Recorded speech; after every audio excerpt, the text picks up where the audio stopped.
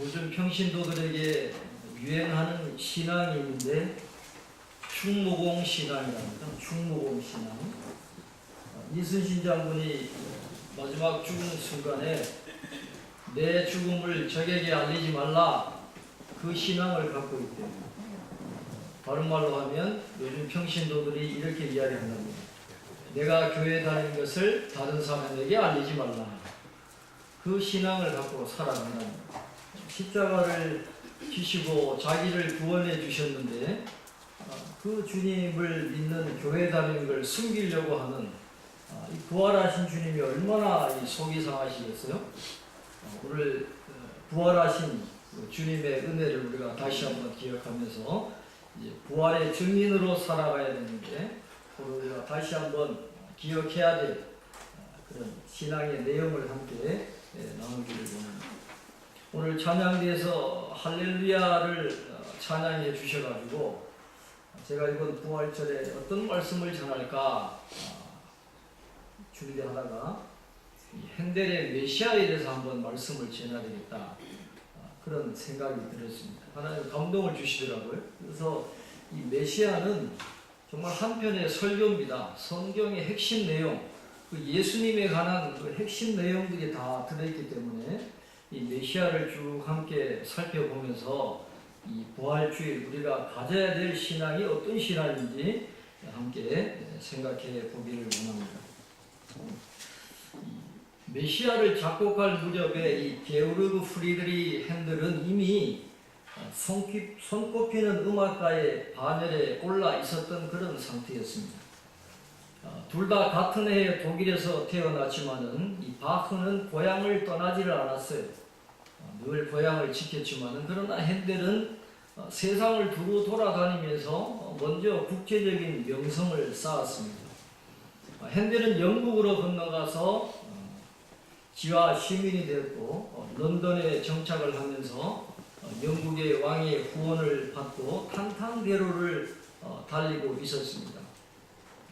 이 18세기 초 핸델이 살던 당시의 그 런던은 세상에서 가장 생동감이 넘치는 그런 도시였는데, 그때 런던에 유행하던 것이 뭐냐 하면 그 이탈리아 오페라, 이것이 굉장한 인기를 끌어가지고 이 핸델이 오페라를 통해서 굉장한 성공을 거두고 승승장구를 하게 되는데, 그런데 어느 날 갑자기 런던에서 휘몰아쳤던 그 이태리 오페라의 인기가 한순간에 사라져 버리고 말았어요. 그러니까 그렇게 잘 나가던 핸델의 회사가 이제 파산 지경에 몰리게 되었고, 또 엎친 데 덮친 격으로 1737년에 핸델 본인은 뇌졸중으로 쓰러지게 됩니다. 그러니까 그렇게 잘 나가던 사람이 정상에 올랐던 사람인데 회사도 무너지고 건강도 무너지게 되니까 완전히 비참한 나락으로 떨어지게 되는 것이죠. 그런데 시편 기자가 고백했던 것처럼 고난당한 것이 내게 유익이라. 만약에 핸델이 계속해서 승승장구를 했다면, 실패하지 않고 어려움 당하지 않고 잘되기만 했다면 메시아는 이 세상에 존재하지 않을 거예요. 그런 어려움 중에서 핸델은 영적인 눈을 뜨게 되고 신앙적인 주제에 눈을 돌리게 되었습니다. 그때 핸델이 만난 사람이 누구냐 하면 그 부유한 괴짜라고 불리는 찰스 제넨스라는 사람을 만나게 됩니다. 이 사람을 만나면서 영어로 가사를 쓰는, 이때까지 오페라는 이탈리아어로 불러졌습니다만은 그때부터 새로운 장르를 만들어 나갑니다. 영어로 가사를 쓴 오라토리오라고 하는 그런 새로운 장르의 예술 작품을 만들기 시작을 합니다.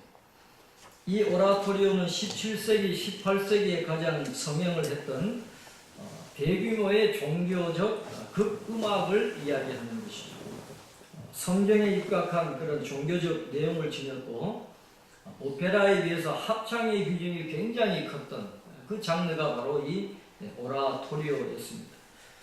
핸델은 많은 오라토리오를 작곡을 했습니다. 사울, 벨사살, 에스더, 드보라, 솔로몬, 이집트의 이스라엘, 입다, 삼손 같은 20여 편의 그 오라토리오를 작곡을 했는데, 이 핸델의 오라토리오 공연을 보기 위해서 수많은 런던 시민들이 모여들었다. 그렇게 이야기합니다. 그래서 나락으로 떨어졌던 핸델이 다시 또 풍요로운 삶을 살아가게 되는데, 그때 찰스 이 제넨스가 핸델에게 한 원고를 줍니다. 찰스 제넨스가 성경을 가지고 선지서와 또 시편에서 인용한 말씀에다가 복음서에서 가져온 구절들을 가지고 새롭게 만든 그 원고를 하나 주었는데, 이것이 핸델에게 굉장한 감동을 주게 됩니다. 그 대본을 읽자마자 너무너무 은혜를 받아가지고 핸델이 즉시 작곡 작업에 들어가게 되었습니다. 핸델은 이 곡을 늦게 쓰고로 유명했다 그래요. 곡을 그렇게 빨리 쓰지를 않았답니다. 그런데 이 메시아를 만들 때만큼은 식음을 전폐하고 잠도 자지 않고 먹지도 않고 마치 하나님의 나라가 눈에 보이는 것 같은 그런 환상 속에서 그냥 그 곡을 써놔가지고 단지 24일 만에 이 메시아라고 하는 위대한 작품을 작곡을 하게 되었다.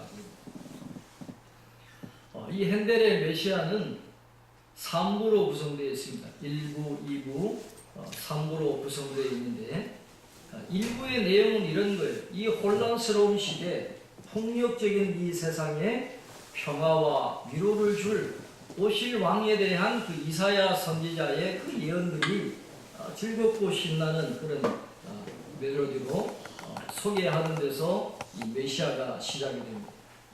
주의 영광이 나타나서 솔로몬 시대의 영화를 재현해 줄 메시아를 기다리는 그런 노래들이 처음에 등장을 하게 됩니다. 그러면서 아기 예수님이 태어나신 베들레헴으로 가가지고 목자들에게 천사들이 나타나서 노래를 하는 장면이 나옵니다. 두려워하지 말라, 지극히 높으신 분께 영광을 돌리라. 그런 찬송을 천사들이 하니까 이 핸델의 코러스가 그 천사들의 합창에 화답하는 찬양을 드리면서 1부가 끝나게 되는 것입니다. 2부에서 이 핸델은 메시아를 향한 세상의 반응을 소개를 하고 있습니다. 이제 음률이 굉장히 어둡게 설정이 되죠. 1부에는 굉장히 가볍고 그렇지만 2부는 굉장히 어둡게 설정이 되고, 예수님이 그 십자가를 지셔야 되는 그런 내용이니까 굉장히 비극적인 내용이 이어지게 되는 것입니다. 이 콘트랄토라고 하는데 그 여자의 목소리 중에 가장 낮은 음역의 목소리를 콘트랄토라 그렇게 이야기합니다. 이 콘트랄토를 맡은 소프라노가 무반주로 충격적인 뉴스를 전하게 됩니다. 그는 사람들에게 멸시를 당하고 버림을 받으셨다. 이 역사적 사실을 재현해내는 것이 말할 수 없이 고통스럽다는 듯 한마디 한마디 끊어서 그는 사람들에게 멸시를 당하고 버림을 받으셨다. 그렇게 노래를 하고 있습니다. 그러면서 하나님이 그를 구하여 주시겠지, 저들의 비웃음이 주님의 마음을 상하게 하네. 그렇게 노래를 하고 있습니다. 아무 곳에도 기댈 데 없이 십자가에서 못 박혀 죽으신 메시아, 모든 것이 끝난 것 같은 그런 절망적인 상황이 주어지게 되는 것입니다. 그러나 예수님이 십자가에 죽으셨다고 완전히 끝난 것이 아니었습니다. 극도의 절망감 속에서 절규하던 테너가 어렴풋한 소망을 빛을 보여주게 됩니다. 주는 그 영혼을 음부에 버리지 않으셨는데, 그렇게 노래하면서 소망의 빛을 보여주게 되는 것이죠. 갈보리의 패배는 결코 좌절이 아니었습니다. 호사비처럼 걸렸던 죽음은 더 이상 존재하지 않습니다. 예수님은 영광의 왕이시기 때문에 죽음을 이기시고 다시 부활하게 되신 것이죠. 그래서 2부의 마지막은 패배처럼 보이는 그 상황을 뒤집고 탈취해낸 승리를 노래하는 그 장대한 찬송이 울려 퍼지는데, 그것이 바로 오늘 우리 찬양대가 불렀던 그 할렐루야 합창이 바로 2부 마지막 부분에 다시 살아가신 부활하신 주님을 찬송하면서 그 할렐루야 코러스가 울려 퍼지게 되는 것입니다. 메시아를 통틀어서 가장 유명한 대목이고 가장 함의에 찬 그런 부분이 할렐루야 합창인데 그것이 2부 마지막에 울려 퍼지게 됩니다. 핸델은 이렇게 이야기합니다. 자기가 이 할렐루야 합창 이 부분을 쓸 때에 눈앞에 하늘나라가 펼쳐졌다라는 거예요. 눈앞에 하늘나라가 펼쳐지면서 하나님이 눈앞에 보이는 것 같은 그런 환상 속에서 그가 이 할렐루야 합창 이 부분을 기록했다, 그렇게 이야기를 하고 있습니다. 왕의 왕, 주의 주, 주가 길이 다스리시는, 영원히 다스리시는 하나님을 보면서 이 할렐루야 합창을 기록하게 되는 것입니다. 오늘 우리 찬양대가 불러주셨지만은 만약에 우리가 이 다음에 천국에 가서 천사들과 함께 이 할렐루야 합창을 부르면 얼마나 큰 은혜가 될까 하는 그런 생각을 해보게 됩니다. 예수님이 달려 죽으신 십자가에서 인류의 고통과 슬픔은 하나님의 고통과 슬픔이 되는 것입니다. 마땅히 우리가 받아야 할 형벌을 예수님이 다 대신 지셨기 때문에 우리에게 놀라운 은혜가 임하게 된다는 것입니다. 그는 실로 우리가 받아야 할 고통을 대신 받고 우리가 겪어야 할 슬픔을 대신 겪었습니다. 그가 매를 맞음으로써 우리의 병이 나았습니다. 그렇게 노래를 하고 있는 것입니다. 더 나아가서 인류의 마지막적인 그 죽음 자체도 심판을 받게 되고 최후를 맞이했다라는 그런 아름다운 찬양이 2부에 울려 퍼지게 되는 것입니다. 그래서 어떤 분들은 이 할렐루야 합창이 이 메시아의 마지막인 줄 알아요. 죽음을 이기시고 부활하신 그 주님의 그 은혜를 찬송하는 이 할렐루야 그 부분이 마지막인 줄 알지만은 2부가 끝이 아니라 3부가 또 이어지게 된다는 것입니다.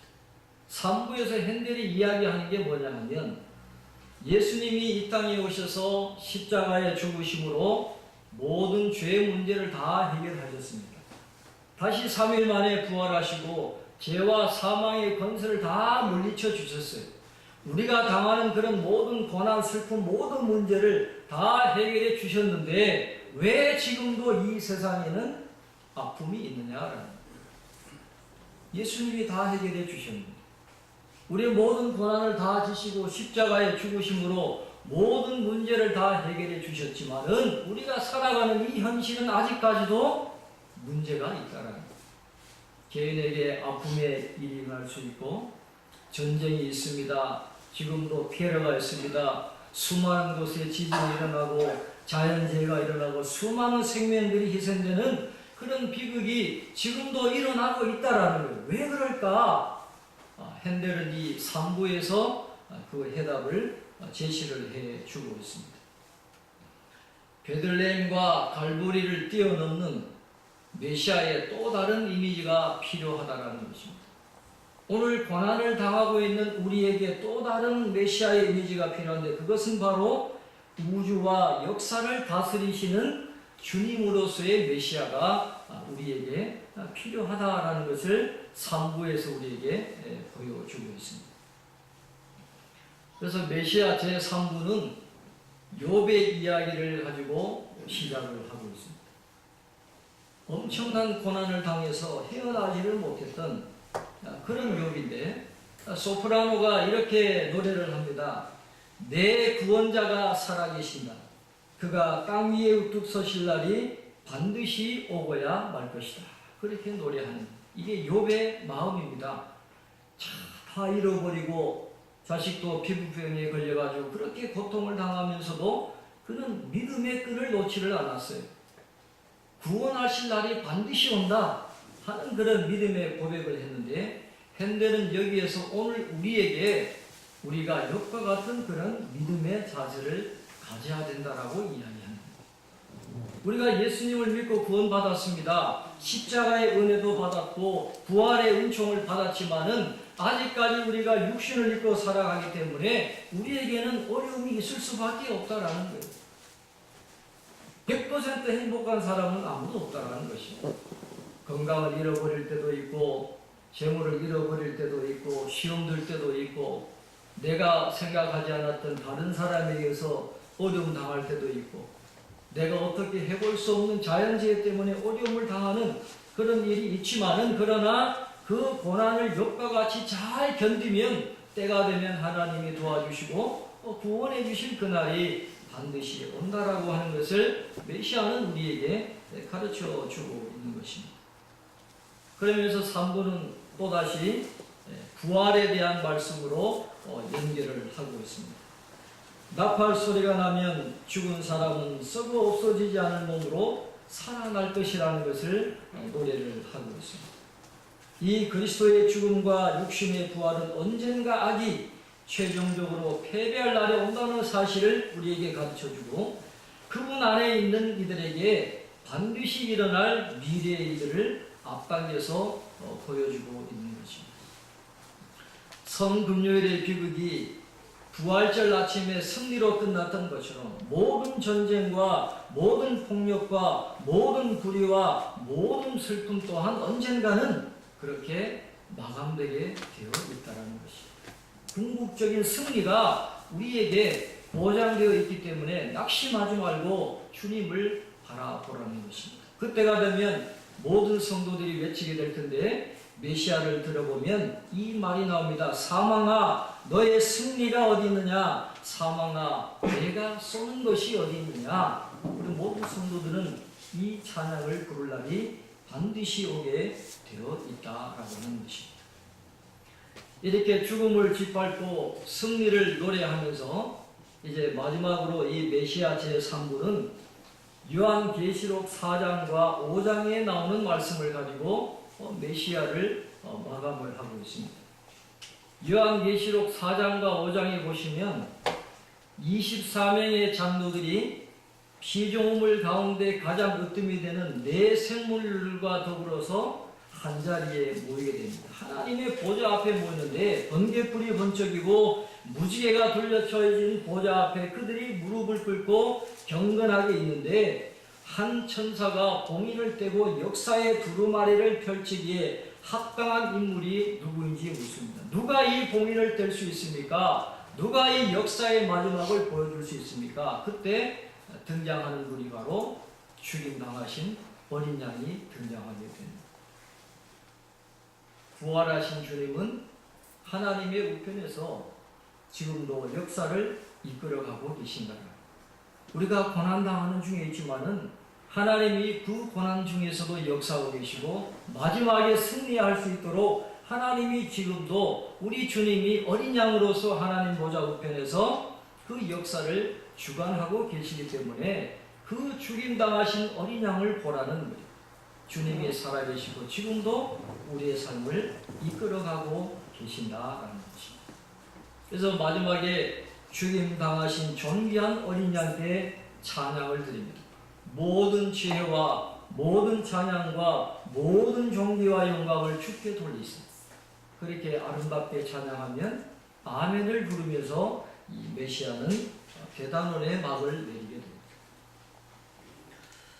핸델이 이 메시아라고 하는 이 오라토리오를 통해서 오늘 이 시대에 우리들에게 주고자 하는 아주 중요한 교훈이 있습니다.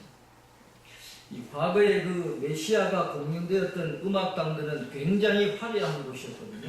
왕들도 오고 또 귀족들도 함께 공연을 보았던 곳이기 때문에 아주 굉장히 화려한 음악당이었습니다. 이 메시아를 통해서 핸델이 그 모든 사람들과 오늘 저와 여러분에게 주는 교훈은 그 화려한 음악당도 화려한 문화와 문명도 모두 섰다가 다 무너지게 마련이라는 것입니다. 어린 양의 이미지가 제거된 물질 문화의 지배를 받는 이 시대에 우리 모두가 기억해야 될 것은 인류의 손으로 빚어낸 것은 영원할 수가 없다는 것입니다. 이 세상이 아무리 화려하고 이 문명이 아무리 발전해도 그 문명은 영원하지가 않아요. 다 사라지게 된다는 것입니다. 그래서 우리가 기억해야 될 것은 역사보다 더 크고 위대한 역사를 초월하는 무언가가 우리에게 반드시 있어야 된다는 것을 우리에게 가르쳐 주고 있습니다. 부활주일 이 아침에 우리 모두에게는 눈앞에 보이는 이 세상을 뛰어넘는 보이지 않는 세계를 바라볼 수 있는 그런 믿음의 눈이 열려야 될 줄로 믿습니다. 오늘 부활하신 예수님을 만난 두 제자가 나오잖아요.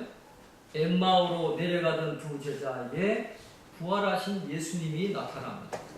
그들이 예수님과 함께 떡과 잔을 나눌 때에 그들의 눈이 밝아졌다. 오늘 31절은 그렇게 말씀을 하고 있습니다. 부활은 본질적으로 열림과 관계가 있습니다. 우리의 마음이 열리게 되고 부활하신 주님을 만나게 되면 우리의 정신이 맑아지게 되고 새로운 눈이 떠지게 된다는 것입니다. 그리고 그 눈이 열리게 되면 성경의 의미를 우리가 깨닫게 되는 것이죠. 누가는 예수님의 부활을 통해서 성경의 의미가 밝아진다 그렇게 이야기를 하고 있습니다. 그러면서 누가는 비로소 그때라야 이사야 선지자가 전하는 위로의 말씀이 주는 의미를 깨닫게 된다라고 이야기합니다. 이사야서 43장 2절로 3절에 보면 내가 물 가운데로 지날 때에 내가 너와 함께 할 것이라. 강을 건널 때에 물이 너를 침몰하지 못할 것이며 내가 불 가운데로 지날 때에 타지도 아니할 것이요 불꽃이 너를 사르지도 못하리니 대저 나는 여호와 내 하나님이요 이스라엘의 거룩한 이요 내 구원자입니다. 부활하신 주님을 만날 때 이 말씀의 의미가 깨닫게 된다는 것입니다. 부활의 빛이 뚫고 들어가지 못하는 어둠은 이제 더 이상 없습니다. 주님이 계신 곳에는 생명이 넘치게 됩니다. 빛 대신 주님이 우리와 영원히 함께 하시고 우리를 다스려 주실 것입니다. 저녁때가 되어가고 날이 저물었습니다. 주님 우리와 함께 모으십시오. 날마다 부활하신 주님이 우리 곁에 머무시도록 우리가 요청할 때 주님은 손님이 되셔서 우리와 영원히 함께 거하게 되시는 것입니다. 이 핸델의 메시아에는 구원의 사명을 띠고 오셨고 그 소명을 위해 목숨을 버리셨고 그 죽음으로 세상을 구원하신 메시아가 중심에 계셨습니다. 그 부활하신 주님을 우리의 중심에 날마다 모셔드릴 때에 우리 영혼에 빛이 가득하게 되고 어둠이 물러가게 되고 주님이 우리를 영원히 다스리시는 그런 은혜를 우리가 누리게 될 줄로 믿습니다. 우리의 손을 뻗어서 주님이 당하신 그 고난의 자국, 주님이 못 박힌 손의 못자국을 만지고 주님이 창에 찔리신 그 허리에 그 상처를 만질 때 그 부활하신 주님이 우리와 함께 한다고 하는 그 신앙을 가지고 우리의 삶을 지켜주시고 인도해 주시는 그 주님의 은혜를 함께 누리시면서 이제 부활의 증인으로 하나님께 영광 돌려드리며 살아갈 수 있는 저와 여러분 되시기를 주님의 이름으로 축원합니다. 기도하겠습니다.